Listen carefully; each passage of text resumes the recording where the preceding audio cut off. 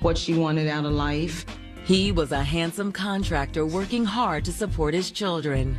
He's suave, he's charming, and best of all, he himself is a single parent.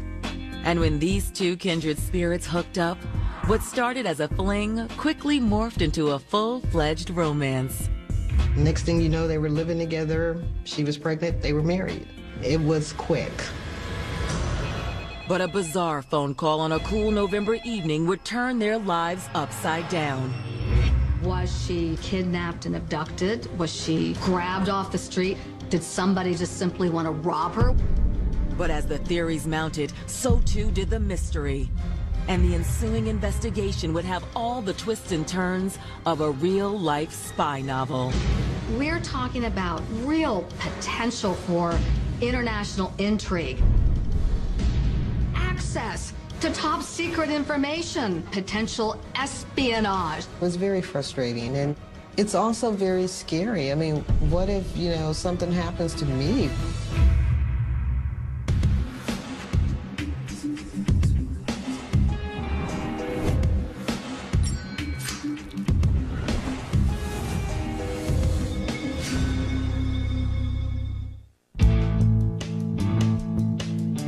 November 11th, 1994. It's a quiet Friday evening in the Los Angeles neighborhood of Inglewood. Inside his parents' home on Hazel Street, 8-year-old Marcus Singleton is asleep in the living room when the sound of his baby brother crying jolts him awake. Marcus wakes up thinking, what? What the heck? How come no one's tending to the little baby? He looks around the house. Mom! There isn't a parent at home. Marcus's stepdad, Andre, is attending the football game of his oldest son, Andre Jr. But Marcus's mother, Marie, should be home. With the baby still crying, a confused Marcus begins to panic. Just then, the phone rings. Hello? On the other end of the line is Marcus's stepfather, Andre Jackson. Hello, Marcus. Let me speak to your mother. No, she's not here. What do you mean she's not there? Where is she? Concerned for the safety of his wife and children, Andre races home. Stay in the car, Andre. He arrives to find Marie's car is missing from the driveway. Andre was worried. It's one thing for her to leave for a couple hours, but she left Marcus home with the baby. That doesn't make sense. There's something wrong here. Marie. Marie. With Marie nowhere to be found, Andre phones friends and relatives, but none of them have any idea where Marie might be. Now it's getting a little scary. Andre decides, well, you know what? Now it's time to make a 911 call. And he reports that his wife is, in fact, missing. I'd like to file a missing persons report. Okay, who's missing? Wife, her name is Marie Jackson. I went on to my son's football game, and when I came back from the football game, she had came. What started out as a typical day for the Jackson family has turned into a nightmare. But as police converge on the residence, not even the most seasoned officer could imagine the journey they were about to embark on. One that would take them far beyond the cozy confines of this quiet Inglewood home. One beset on all sides by mystery, scandal, and rumors that someone in the Jackson family was in fact a spy. This could go way in that direction. Something involving international intrigue and potential espionage. It was a mystery. I was constantly calling the detective, finding out what's going on. When is this going to come to an end? Marie Singleton grew up in Philadelphia surrounded by a strong, loving family. Both whip-smart and beautiful, Marie excelled in the classroom and easily made friends outside of it. She was very bubbly, very excited about things, very strong-willed, always knew where she wanted to go, what she wanted out of life. She was an extremely strong personality, a person that had great depth and insight. After graduating from college in 1983, Marie landed a position with a respected federal agency. Marie had a job with the Department of Defense, clerical job, a staff job. She was incredibly intelligent. But Marie also had another, even more important job, that of being a mother to her young son, Marcus. Family was her main goal and ambition because she always felt that family should come first. She met someone and got involved and had a son named Marcus. Marcus's father did not continue on with their relationship, so her and Marcus, that was her life. She wanted so much for Marcus. She tried to give him the best of schools and best of everything. That was her heart. A very dedicated mom, a mom who seemed to have had somewhat of a dreaming desire to be the ideal mom in the ideal household with an ideal family. After landing a promotion, the Department of Defense reassigned Marie to a new job detail, and she and Marcus moved to Los Angeles. Life in LA was good, but Marie felt something was missing. She wanted that man, that person, that protector in her life. I mean, what woman don't? In 1993, Marie's wishes finally came true. While working on a government project, Marie met a contractor with an aircraft manufacturer named Andre Jackson. Andre was a former military man and a single parent like Marie. He was a nice guy. He was very handsome. They met at work. He asked her out on a date, and things kind of escalated from there. It was very hot, very heated. Not only did sparks fly between Andre and Marie, but Andre proved to be the ideal role model for her son, Marcus. How you doing? What do we got going on here? Homework. Andre really stepped in and took over as dad. Marcus will tell you, he played football with me, he took me to games, he was the dad I wanted. 2 times 1. 2. Oh, it's that easy, huh? Here is this great guy with 2 kids, and he's raising them, and here I have a son of my own who needs a father. It seemed like a perfect family for her. Confident they were soulmates, Marie and Andre wasted little time tying the knot. She pretty much went to Hawaii and got married and came back and told everybody that they were married. And Marie had even more good news. She said, Kelly, girl, I'm pregnant. And I'm like, really? And I was excited for her. She was excited. We were all pretty surprised, but she seemed to be so happy in her relationship. She welcomed another child, and I knew that they were going to be okay. She took on that role as a mom, as a dedicated wife, as someone who would put her all into that relationship to try to make it work to the best of her ability. In March of 1994, Marie and Andre welcomed a beautiful baby boy into the world. They named him Marquise. With good jobs and 4 adoring children, Marie and Andre moved into a spacious new home in Inglewood. For the Jacksons, life in sunny LA couldn't have been more picture perfect. They worked hard and they loved hard. It was a perfect relationship. You could see the love pouring out of their pores. But just 8 months later, a dark cloud descended on the Jacksons' shiny, happy life. When I got home, my wife's car wasn't in the garage. It starts when Marie unexpectedly goes missing on the evening of November 11th. She wouldn't leave home and leave those babies. That was a red flag for me. At that point, I knew something was wrong. And as the hours tick by, the search for Marie will intensify, setting in motion a chain of events that would grow more convoluted and more heartbreaking by the minute.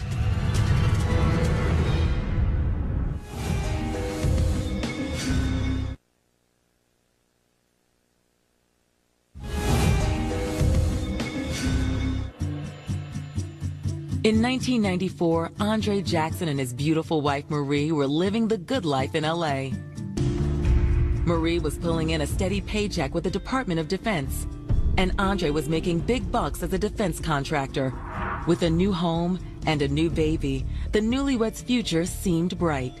They were one great big happy family, and she was happy with all of that. But just 8 months after the birth of their son, the Jacksons' picture-perfect life begins to unravel. Marie. Andre has returned home to find Marie missing, and neither friends nor family have a clue what's happened. No one had heard from her. And it was just heartbreaking. I just knew at that point that this was not a good outcome. Andre contacts the Inglewood Police Department and files a missing persons report. Officers arrive and take charge of the investigation. Their first move is to determine Marie's last known whereabouts. Andre tells detectives he last spoke to Marie shortly before he left to attend his son Andre Jr.'s football game. She was off from work. It was a holiday. She had went out shopping, just her and some friends. After Andre Jr.'s football game was over, Andre called home to check on Marie and the baby. But when 8-year-old Marcus answered and explained that Marie wasn't there, Andre raced home in a panic. When they came home, Marie's car was missing and she was missing, and Marcus, the 8-year-old, was home alone with the baby. Has she done anything like this before? No, never. She's a good mom. No, she'd never just run off and leave her kids. Andre seemed upset, he was emotional. Please, just help me find her. Searching the home, detectives can see no signs of foul play. So they turn to 8-year-old Marcus, hoping he can shed some light on this mystery. How you doing? Good. Tell me the last time you seen your mom. Before I took a nap. Have you talked to her since? No. Unfortunately, he's not much help. He was watching cartoons. His mom came up and said something to him. He doesn't remember what. And then she left, and he never saw her again. Do you remember what she was wearing? No. With no eyewitnesses and no signs of foul play, what happened to Marie is anybody's guess. It could have been anything. She could have been kidnapped. She could have been held at gunpoint somewhere, being held for ransom or something. We had no idea. Detectives issue an APB on Marie's car and begin combing the streets in search of her. The Jacksons' friends and family join in the effort. Every single girlfriend is calling, looking, searching. They are canvassing the community. They got together and made a missing person flyer so that anybody that could have seen it could have, got in touch with the police. We plastered them all over Inglewood. Wherever you turned around, you've seen a poster of Marie. On buildings, on store windows. But after 5 gut-wrenching days, there's still no sign of Marie. That's when Andre decides to expand the search to a nearby state beach. Andre suggests that they post these flyers at an area of Los Angeles called Dockweiler Beach. So he essentially goes 1.5 miles away to the gate to Dockweiler Beach. Andre's decision to canvass the beach proves to be a stroke of genius. Andre gives a flyer to a young man who's out walking the beach. If you recognize her and see her, would you let the cops know? Yeah, man.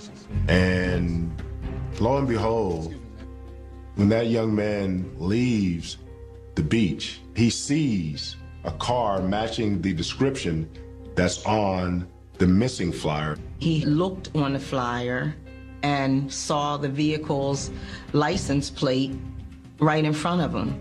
So that jogger called the police and said that the husband just gave me the flyer and the car is right here. Detectives hope that the car will hold some clue about Marie's disappearance. But when they pop open the trunk, they make a startling discovery. One that changes the entire course of the investigation. It's kind of like these things only happen on television.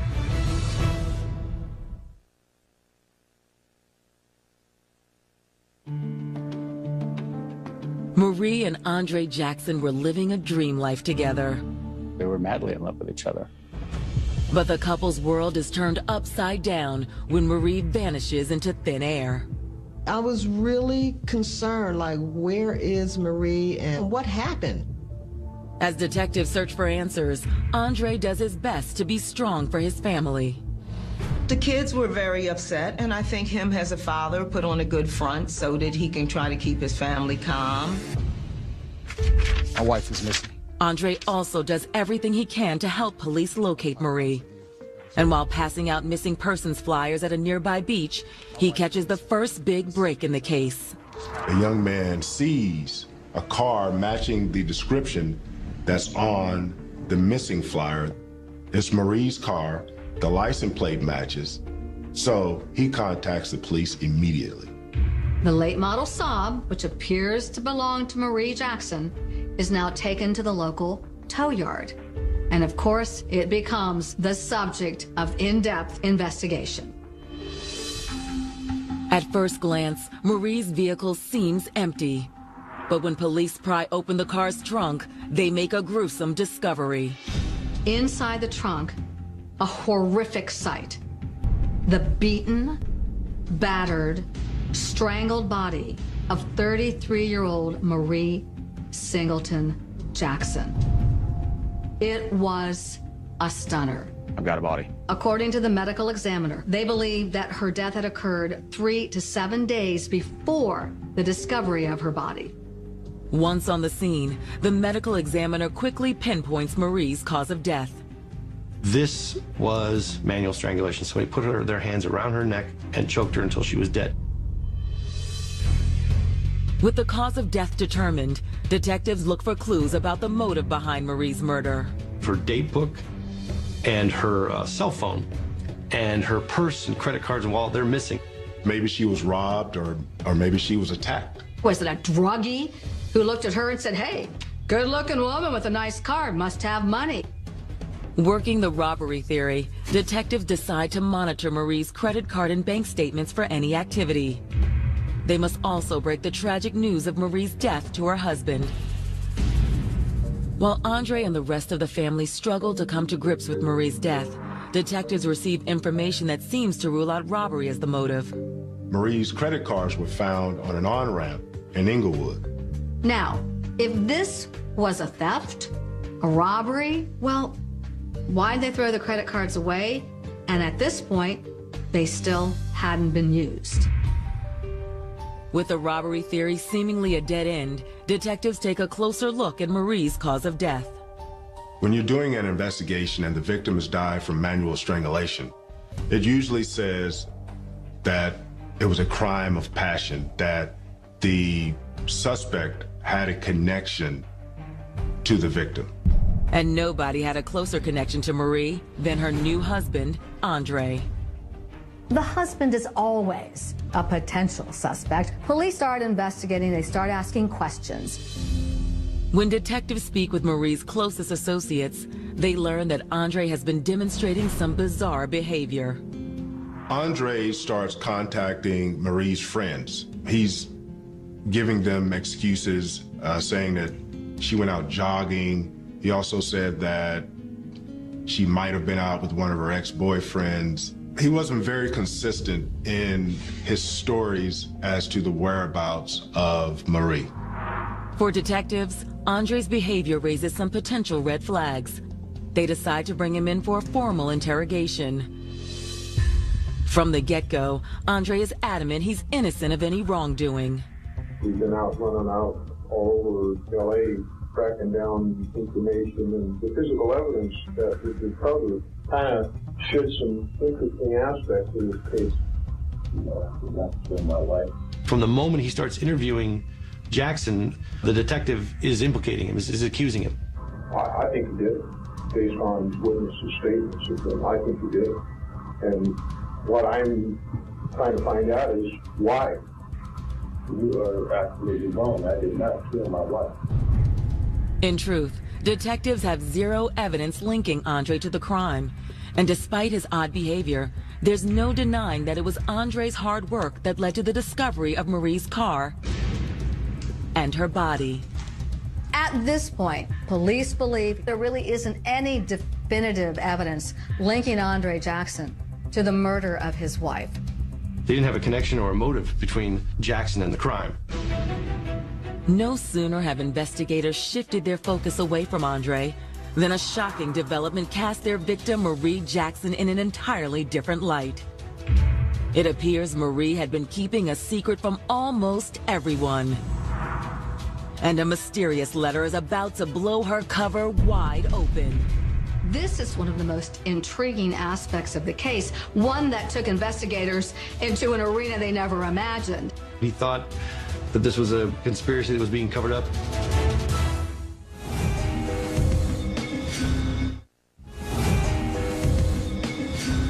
She was able to keep the secret from people who knew her and adored her. Girlfriends love to chat. Girlfriends love to divulge. But even Marie Jackson was strong enough never to let her closest girlfriends find out the truth.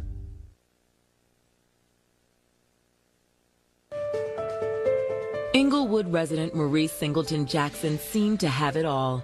A good job, a loving husband, and a brand new baby boy.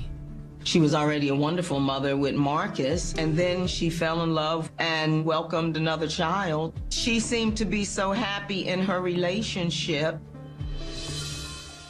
But in November of 1994, Marie disappeared. And after less than a week of searching, Marie's car and her body were discovered along the highway by Dockweiler Beach. They found her car and then found her body in a trunk. At first, detectives believed Marie was the victim of a deadly robbery. But when that scenario is debunked, detectives start to look at her husband, Andre, as a possible suspect. However, with zero evidence linking Andre to the crime, that theory is shelved, and the case slowly grinds to a standstill. I thought it would be resolved really quickly, and just for nothing to happen, it was very frustrating. In fact, years would pass before there was another break in the case. It starts when Marie's sister Elaine Roundtree receives a puzzling piece of mail. We received in the mail a mysterious letter saying that nothing was being done in regards to my sister's murder case, and that her job, that no one should talk about anything regarding the case. There's no indication who sent the letter, but whoever wrote it suggests Marie's murder is related to her job at the Defense Department. The letter talked about, there being a conspiracy to cover up her murder, and maybe it was work-related. It was saying basically she was killed in retaliation for something, or as part of some sort of retaliation for what she'd done. But what type of work could Marie have been involved in to warrant this type of retribution? By all accounts, she was a clerical worker with little to no access to top-secret information. But could that job have been a cover? Detectives decide to pay a visit to Marie's former supervisor at the DOD. They are shocked to learn that Marie was much more than a secretary. Well, she did some classified work, some highly sensitive investigative type work for our agency. Marie was actually employed by the CIA. She had top secret clearance. Nobody knew. She was a communications clerk who was involved with secret codes. Suddenly, the investigation into Marie's death has taken on an entirely new dimension. This could be an international incident. Did someone know that she had access to top secret information? Did someone want to kidnap her to get that information? Now the cops say to themselves, we got to look at it all. But working the potential espionage angle is no easy task, so police in Inglewood enlist the help of the FBI. The FBI was involved because she worked for the CIA. And so essentially it was a murder of a federal agent or federal employee, and so they needed to be involved. Step one for the feds is to determine the author of the mysterious letter written to Marie's sister. At first, the author of the letter was a mystery, but later on they found out it was one of her coworkers. Ms. McCulley? Yes. I'm a special agent of the FBI. With the author of the letter identified, the feds press her for any information she might have regarding Marie's death. But the interview quickly hits a snag. Well, I didn't mean anything by it. She backed off and said, oh, I was just venting. I don't really know anything. And it kind of died there. I just think that someone should be doing more for Marie. This co-worker simply wanted to light a fire under detectives and to get police working harder. So there was no espionage. Just like that, the case's most intriguing new lead evaporates, and the investigation into the murder of Marie Singleton Jackson goes cold again. The first few years is upsetting. I believe everyone was hoping that something was going to be done. I'm constantly calling, finding out what is going on, how come nothing was happening. Finally, after nearly 10 long years, a new team of detectives decides to reopen the case. When the original FBI agents who had kind of overseen it either retired or moved or whatever, another FBI agent went and looked back into it. And so that FBI agent and Inglewood PD reopened the case 2003, 2004. The new team starts by talking to Marie's now 18-year-old son, Marcus.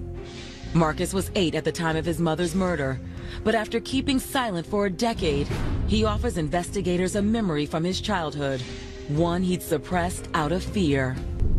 He talked about that great big argument that happened before my sister was missing.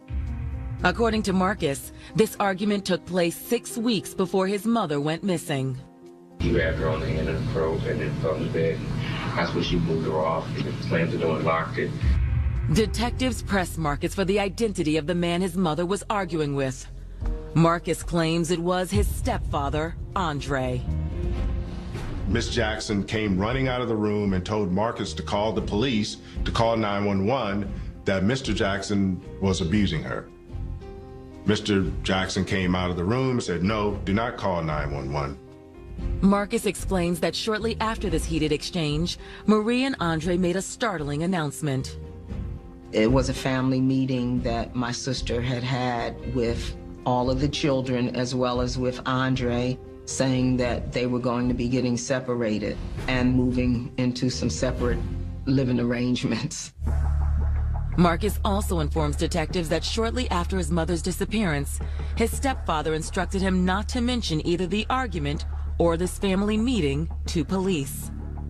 Marcus was totally reluctant the whole time. He held Andre to a high regard and thought that he, was like a dad to him. But at that point, then I think that Marcus realized that this was very serious and that he had to tell the truth and be honest about it. Marcus's confession skyrockets Andre Jackson back to the top of the suspect list. But investigators still need some concrete physical evidence in order to connect Andre to Marie's murder. I think that what they wanted was a concrete, undeniable, hard, factual case, and they didn't have that. Detectives decide to pore over the evidence file once again. In doing so, they make a game-changing discovery. Investigators notice that there's a drop of blood on the hood of her car. There are also scrapings under Marie's fingernails. This evidence is very, very critical. Why hasn't that DNA evidence ever been tested? This case happens in 1994, and DNA testing, it's around, but it's not used as prevalent as it is used today. DNA testing was still in its infancy. Testing is also very, very expensive. Police departments are overloaded. Can I get someone from forensics to do a suspect reference collection on the Marie Singleton case, please? Detectives send the DNA to their crime lab for analysis. But in order to link the evidence to their new prime suspect, they'll need a cross sample from Andre himself. There's just one problem with that plan. 14 years later, when 2008 rolled around, they didn't know where Andre was. He wasn't living here in Southern California anymore. But there is someone's DNA they do have access to. Andre's son, Andre Jr. What they want is something called a familial hit. What that means is that the evidence they have compared to Andre Jr. is close enough. But will Andre Jr. willingly offer up a DNA sample, knowing it could put his father behind bars?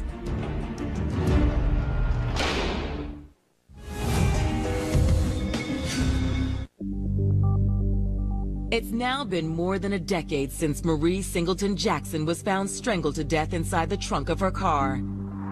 After several dead ends, investigators have reason to believe that Marie's husband, Andre, might be behind the crime. They saw a man with the means, the motive, the opportunity, a man who said, "My wife's gonna leave me? I don't think so." But before detectives can make an arrest, they need to tie DNA evidence from the crime scene to their suspect. With Andre's whereabouts unknown, their only hope is to collect DNA from Andre's son, Andre Jr. But will Andre Jr. agree to provide a sample? They didn't really have to find him because Andre Jr. had been arrested on an unrelated event in another town. But hey, while we've got him in custody, let's do some DNA. A week later, detectives received the results of Andre Jr.'s DNA test. When they tested his son against the DNA evidence that was found at the scene, it came back as a familial hit, which means that the son's genes and the father's genes are the same, which means Andre Jackson was probably involved in this crime. Investigators are convinced the person who killed Marie was related to Andre Jr. That would be Andre Sr. Finally, after 14 years of frustration, investigators are ready to arrest Andre Jackson Sr. for the murder of his wife, Marie. A warrant was issued, but they didn't know where Andre was. He wasn't living here in Southern California anymore. They found him in Arizona. And 14 years later or so, they come and arrest him. So he was pretty shocked by that, I think. For Marie's friends and family, Andre's arrest stirs up mixed emotions. This was the last thing Marcus wanted. Can you imagine? This was his stepfather, but a man he loved, and a man he really didn't want to believe had killed his mother. We were very glad that this was finally done, but it was also the beginning because we knew that this would eventually have to go to trial and they would have to prove it. It would take 4 more years for the case to make its way through the courts. On February 17, 2012, 18 years after Marie's body was discovered, Andre Jackson is led into a Los Angeles County courtroom to stand trial for her murder. The prosecution begins its case by outlining Andre's motive for wanting his wife dead. After a whirlwind courtship and spur-of-the-moment marriage in Hawaii, Marie realized Andre wasn't the kind-hearted man he pretended to be. Clearly there was trouble in paradise. Clearly this was not a happy scenario. According to prosecutors, after tying the knot, the couple's arguments grew increasingly heated. Marie eventually approached Andre about the possibility of separating, but Andre wouldn't hear of it. The last thing that you want to do is to see your marriage fall apart. You lose your family, you lose your home, you lose your financial stability, and you have to start over from scratch. Every time I turn around, got something to say. It's over. I think we rushed into it's over. Prosecutors assert that on the afternoon of November 11th, 1994, Andre and Marie got into another heated argument. You know, we can't even go to our son's game It's over. without you having an I'm attitude. done. And eventually, Andre snapped. Marie, don't ever put your hands on me. You hear what I'm saying? Ever put your hands on me. Police believe he strangled her, he beat her, and that it happened in the garage of their condominium. I don't think Andre's intent was to kill her. I think it was an accident. I think it was an argument that escalated and he probably didn't realize his strength.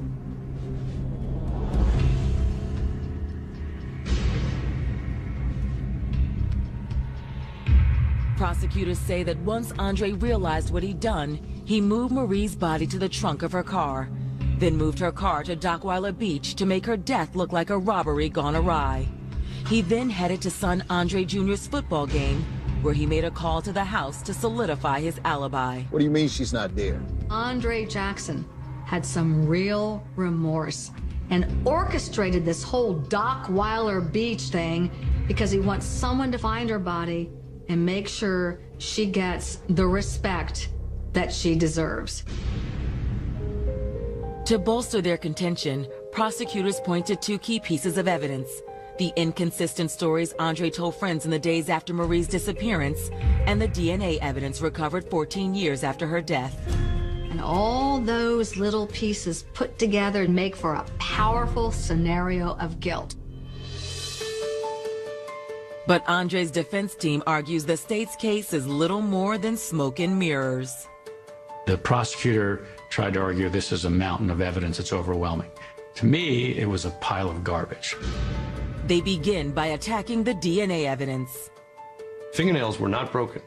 Which, if you're saying that this DNA that's underneath the fingernails is the result of a clawing struggle, well, that's a problem. You do normally and typically see a spouse's DNA on a spouse's fingernails, so it was unconvincing circumstantial evidence. As for the blood found on the hood of Marie's car, the defense has an explanation for that as well. Maybe he was working, fixing the engine and, cut himself. The DNA doesn't give investigators and prosecutors a slam dunk case. There's no direct physical evidence linking Andre Jackson to the crime. We only have a series of speculations and assumptions that have been put onto the record and adopted as fact without any verification. But if Andre didn't murder Marie, then who did? According to the defense, the answer to that question is likely buried in some top-secret CIA file. The reality is that being in law enforcement, especially being in the CIA, that increases your risk exponentially. Maybe it was work-related and the CIA doesn't want people to know about it. Given Marie's access to highly classified CIA information, it's a compelling argument. But before the defense rests, they astound everyone in the courtroom by calling a surprise witness to the stand. Andre Jackson himself. It was in total shock that he took the stand on his behalf. They weren't expecting that. While Andre admits he and his wife had arguments in the past, he's adamant that on the day Marie disappeared, they never quarreled. Andre also denies he had anything to do with his wife's death. Did you kill your wife, Marie Jackson? No, I did not. Andre's testimony is riveting, and many in the courtroom feel it may be enough to sway the jury towards an acquittal. He did well. I thought he was convincing and honest. But before the jury decides Andre's fate, prosecutors will call one final witness to the stand. But will this surprise testimony help put Andre Jackson behind bars or set him free?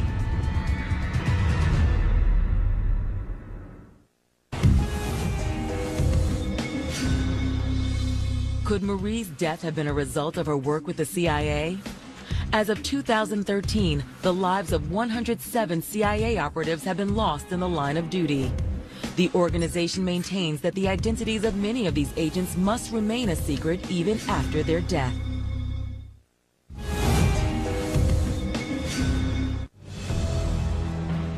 In Los Angeles County Criminal Court, Andre Jackson is on trial for the murder of his wife, CIA employee Marie Singleton Jackson. Prosecutors have alleged that 18 years ago, this respected family man strangled his wife in a fit of rage after she threatened to divorce him. But the defense has methodically attacked the prosecution's case, not only by disputing the state's circumstantial evidence, but also by allowing Andre to testify on his own behalf. I thought the only way the jury could find out what kind of man he really was to hear him talk about the case. However, prosecutors have one more witness they want to call: Marie's son, Marcus Singleton. In a police interview conducted back in 2004, Marcus claimed he witnessed his stepfather violently attack his mother. 6 weeks later, his mother was murdered. Andre had physically chased my sister around the house, and Marcus saw Andre with his arms around my sister's neck. This story was so important because the prosecutor thought this proved that Andre Jackson had an inclination for violence. If he had attacked her before, which he did, he could do it again. But as Marcus's day in court approaches, it appears he has no desire to testify against the man he called Dad. Here's the man that taught him how to ride a bicycle, that took him swimming, and that was the only dad that he knew. Prosecutor John Lewin had sweaty hands the day Marcus was supposed to testify. He was afraid maybe he wouldn't even show up.